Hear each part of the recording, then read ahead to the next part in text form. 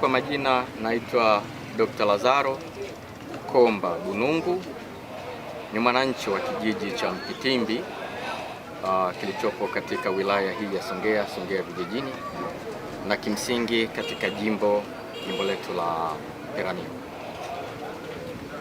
Ni miongoni mwa wananchi na wanachama wa Chama cha Mapinduzi ambao wamejitokeza kuchukua fomu ya kuomba ridhaa ya wana CCM kugombea na hatimaye kupeperusha bendera ya Chama cha Mapinduzi pale muda utakapofika katika uchaguzi mdogo unaotarajiwa kufanyika siku za karibuni.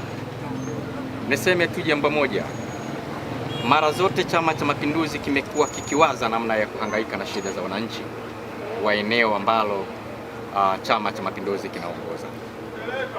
Changamoto za Watanzania ni nyingi, lakini kulingana na muundo wa chama chetu, Chama cha Mapinduzi mara zote kina utaratibu wa kutengeneza ilani ya uchaguzi kila baada ya kipindi cha miaka mitatu, na lengo hasa la kutengeneza ilani ya uchaguzi ni kurahisisha namna ya kufikia changamoto za wananchi na kuzitafutia majawabu ndani ya kipindi cha miaka mitatu.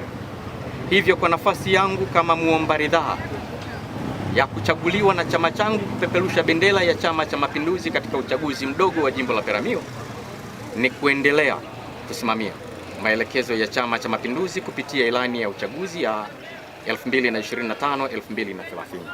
Yale yaliyoainishwa na kuelekezwa na chama itakuwa ni msingi wa usimamizi na utekelezaji wa majukumu yangu katika eneo hilo pindi ridhaa hii itakapokuwa imetolewa na Chama cha Mapinduzi.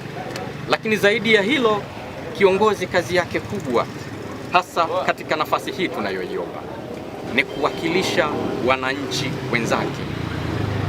Mbunge ni mwananchi, anatangulia mbele ya wananchi wenzake kuwawakilisha.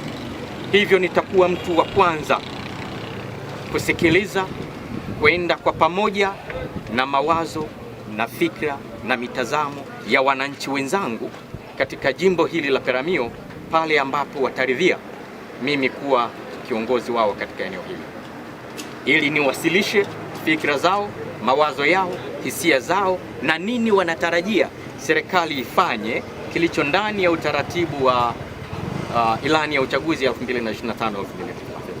Kwa kufanya hivi tutakitendea haki Chama cha Mapinduzi, lakini pia tutawatendea haki wananchi tunaowaongoza kwa kuendelea kubeba mawazo yao ya kimaendeleo katika eneo letu la jimbo la Peramiho. Vinginevyo nawashukuruni sana, asanteni na Mwenyezi Mungu awabariki. Shukrani.